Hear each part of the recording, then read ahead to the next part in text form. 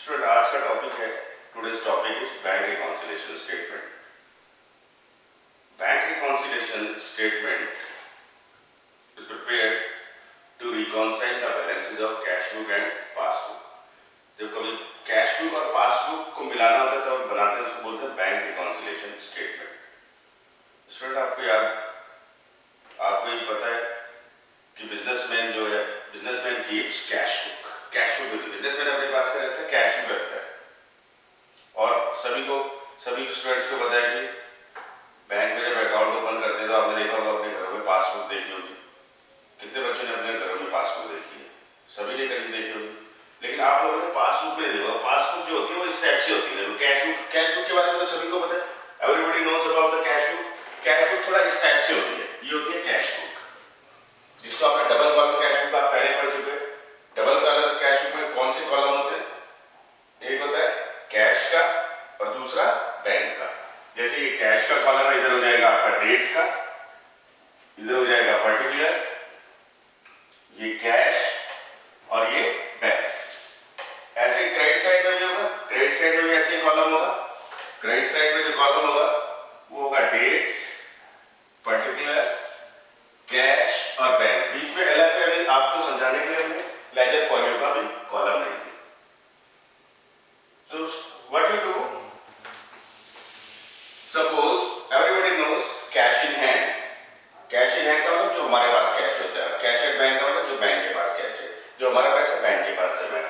Suppose cash in hand हमारे पास है 80,000, ये कैश और ये बैंक। कैश हमारे पास 80,000 और बैंक में हमारे पास 90,000। एक पर्टिकुलर डेट को, लाइक दैट इज जनवरी 1, 2013, ये हमारे पास पैसा है। अब बैंक में जो भी पैसा डिपॉजिट करेंगे, ये डेबिट साइड उसको इधर बैंक कॉलम में लिखेंगे, और बैंक से जो भी पैसा विड्रॉ होगा वो क्रेडिट साइड हो जाएगा। Everybody knows that the amount which is withdrawn from the bank written in the credit side. जो भी पैसा हम पेमेंट करेंगे वो क्रेडिट साइड में आएगा, और जो पैसा हम डिपॉजिट करेंगे वो डेबिट साइड में आएगा। सपोज यहां पर मैं दोबारा से ये लिख दे रहा हूं, कैश और बैंक। ये है आपकी पेमेंट साइड, जो क्रेडिट साइड भी है, और ये है डेबिट साइड।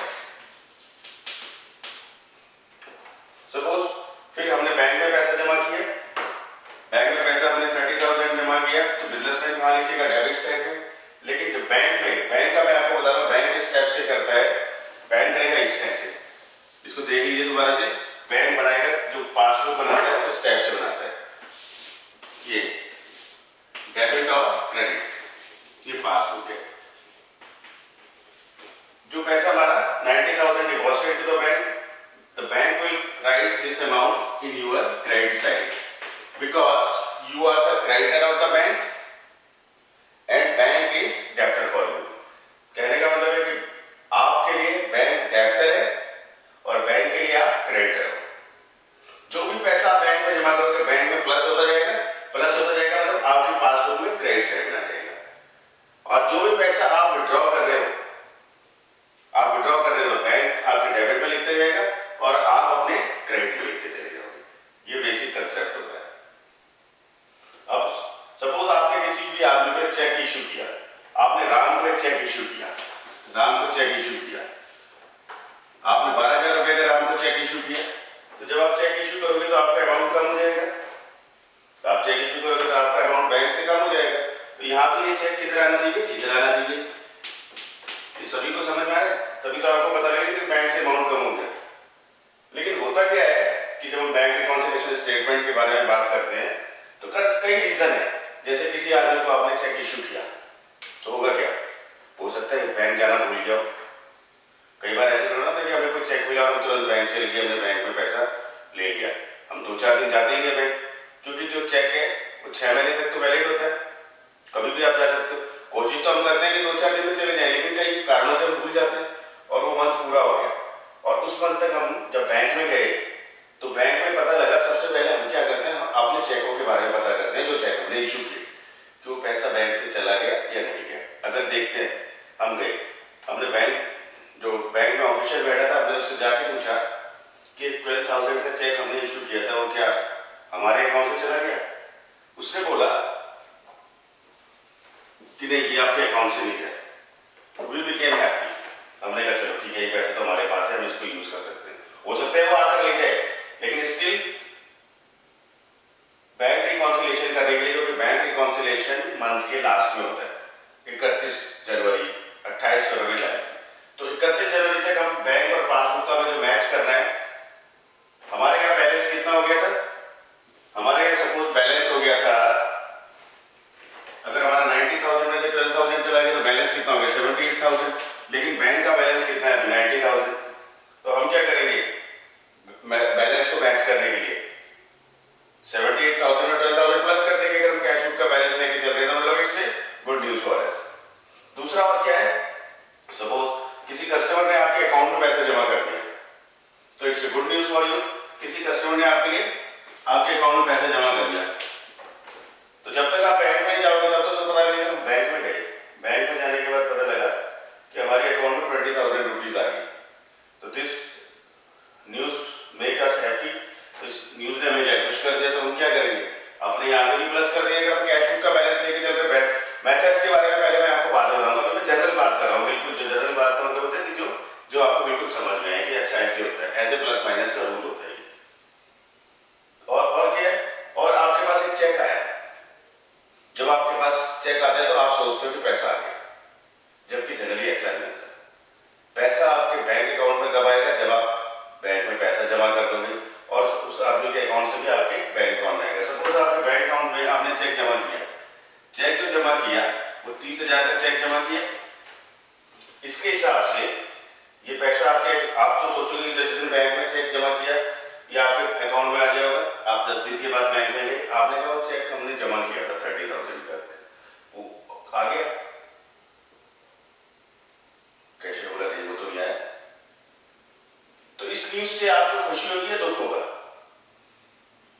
इस न्यूज से आपको क्या होगा? खुशी होगी या दुख होगा? तो ऑब्वियसली दुखी होगा। तो आप क्या करोगे? अपने यहाँ आओगे और क्योंकि कैश बुक और पासबुक के बैलेंस को मैच करना है, तो अपने यहाँ आकर भी इसको आप माइनस कर दोगे। और कई चीजें ऐसी, जैसे बैंक ने आपको इंटरेस्ट अलाउड किया, इंटरेस्ट अलाउड किया मतलब बैंक ने आपको क्रेडिट किया। तो बैंक जब आपको इंटरेस्ट अलाउड करेगा या क्रेडिट करेगा, तो ये आपके लिए अच्छी न्यूज है, बुरी न्यूज है? अब ये आपके लिए अच्छी न्यूज है, तो क्या करोगे आप इसको भी आकर प्लस कर दोगे। सपोज बैंक ने आपको क्या किया, इंटरेस्ट अलाउड किया, 4,000 रुपए इंटरेस्ट दिए, तो ये बहुत अच्छी न्यूज है। आप क्या करोगे? आप अपने यहाँ आओगे, इसको प्लस कर दोगे। दूसरा है डायरेक्ट पेमेंट। कई बार क्या होता है, देखो कई बार हमने आजकल ऐसा चल गया है, आजकल ईसीएस फैसिलिटी होती है। ईसीएस का मतलब होता है इलेक्ट्रॉनिक क्लियरिंग सिस्टम। इसका मीनिंग ये है कि जब भी कोई चेक अगर हमने ऑथोराइज किया हुआ है अपने बैंक को आएगा या इंश्योरेंस प्रीमियम आएगा, तो आप बैंक अकाउंट से चला जाता है। मैं अपने बारे में आपको बताऊं, मेरा भी जो इंश्योरेंस का पेमेंट है वो बैंक अकाउंट से चला जाता है। तो कई बार क्या होता है, मुझे याद ही नहीं होता कि मुझे इंश्योरेंस जाना है कि नहीं जाना है, तो मैं बैंक में जाता हूँ। मैं ये सोच के जाता हूँ कि आज थोड़ा ज्यादा पैसे लेके आऊंगा और फिर आज मुझे वीकेंड है तो घूमने भी जाना है। मैं जैसे बैंक में गया, मैंने कहा जी इतना विड्रॉ कर दीजिए। तो जब मैंने कहा इतना विड्रॉ कर दीजिए, उन्होंने कहा आपके अकाउंट में तो इतना पैसे ही है। तो मुझे ध्यान ही नहीं था, मैंने पूछा मैं इतना पैसा क्यों नहीं है? तो उन्होंने बोला कि आपका इंश्योरेंस चला गया। ओहो, तो ये न्यूज मुझे क्या बनाएगी? इससे मुझे दुख होगा क्योंकि मैंने प्लान तो पहले किया था मुझे घूमने जाना। तो इस न्यूज से मुझे खुशी होगी कि दुख होगा यार पैसा कम रहेगा। हो सकता वो पैसा ठीक है कि मेरे फ्यूचर में मेरे लिए काम आएगा, लेकिन प्रेजेंट में वो पैसा कम मेरे पास है नहीं। तो ये न्यूज मुझे क्या करेगी? खुश करेगी, दुखी करेगी? It will make me sad. तो क्या होगा? मैं भी आगे इसको माइनस कर दूंगा। बस ये सर्टेन सिंपल रूल है, जो लाइफ के रूल है प्लस माइनस के, वही रूल है। कुछ भी इसमें कोई खास बात नहीं जो आपको बहुत उससे आपको परेशान करे, कोई भी खास। बस आप ये ध्यान रखो कि या तो आप इन रूल्स को देख लो कि कैसे क्या हो रहा है। और हमारे पास 4 मेथड है, जैसे debit balance as per cash book लेके चल रहे हैं। Debit balance as per cash book में तो जो चीज आपको उसका तो मैंने आपको सीधा बता दिया कि when you are happy make plus it, when you are sad minus it. लेकिन यहाँ पर अगर इस रूल को भी आप अप्लाई ना करो तो अपना सीधा रूल अप्लाई कर सकते हो कि जिस चीज से हमारे कैश बुक और पासबुक में क्या फर्क पड़ रहा है। अगर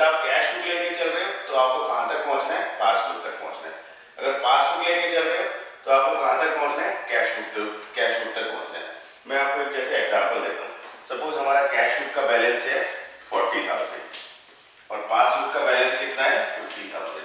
तो मैं सपोज कैश बुक लेके चल रहा हूँ, तो मुझे कहाँ पर पहुंचना है, यहाँ पर पहुंचना है। तो यहाँ का बैलेंस कितना है 50,000। तो यहाँ तक पहुंचने के लिए मुझे क्या करना पड़ेगा, इसमें अमाउंट प्लस करना पड़ेगा कि माइनस, तो इसमें अमाउंट मुझे प्लस करना पड़ेगा, तो मैं यहाँ तक पहुंचाऊंगा। अगर मैं यहाँ से यहाँ चल रहा हूँ, तो सपोज मैं ऐसे चलता हूँ, यहाँ से यहाँ चलने के लिए मुझे क्या करना पड़ेगा, अमाउंट माइनस करनी पड़ेगी, यानी कि तब रूल्स रिवर्स हो जाएंगे। सिंपल मैं आपको बता रहा हूँ एक चीज। जैसे चेक इशू किया, मैं आपको दोबारा ऐसे ही ये चीज बताता हूँ। जैसे हमने चेक इशू किया, चेक हमारा था 50,000 का, cash in hand, cash at bank, cheque issue. Cheque issue का मतलब यहाँ से अमाउंट एक कम हो गया, यहाँ से अमाउंट कितना कम हो गया 3,000, कितना बन गया 47,000। अब मैं बता रहा हूँ मेथड आपको कि कैसे लेके चलते हैं। तो debit balance as per cash book ये लेके चल रहा हूँ, पहुंचना कहाँ पर है, यहाँ पर। तो debit balance as per cash book से अभी यहाँ तक पहुंचने के लिए कितना प्लस करना पड़ेगा 3,000। तो ये कितना हो जाएगा आपका अगेन 50,000। ये सिंपल रूल है आपको करने की। तो अगर बच्चों स्टूडेंट्स, अगर आपको बैंक रिकॉन्सिलिएशन स्टेटमेंट के बारे में समझना है तो सिंपल थ्योरी, इसमें क्या है, कुछ चीजें मैं आपको फॉर्मेट में बता दे रहा हूँ कि क्या क्या चीजें हम प्लस और माइनस करते हैं, और आप अपने दूसरा दोनों मेथड लगा सकते हैं जो मैंने पहले आपको बताया कि जैसे ये है,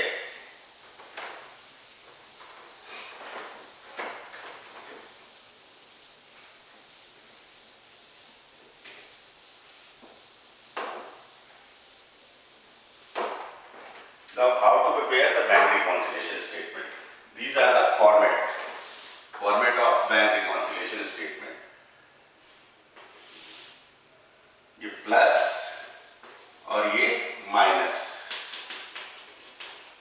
ऐसे भी आप साइन भी लगा सकते हैं प्लस माइनस का। ऊपर हम लिखेंगे bank reconciliation, bank reconciliation statement,